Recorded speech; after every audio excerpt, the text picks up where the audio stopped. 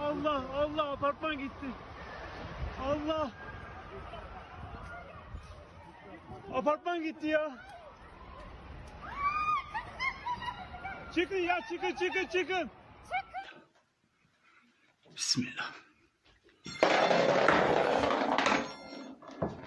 Bismillah.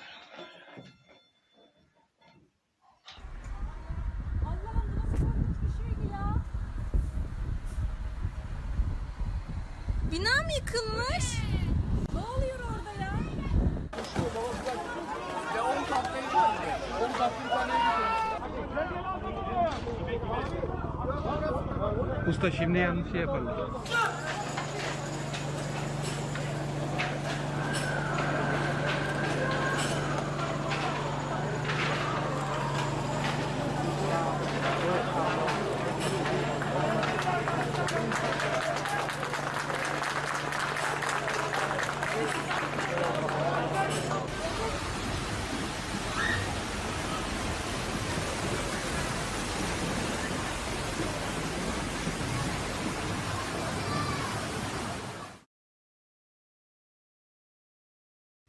Hey, NBC News viewers, thanks for checking out our YouTube channel. Subscribe by clicking on that button down here and click on any of the videos over here to watch the latest interviews, show highlights, and digital exclusives.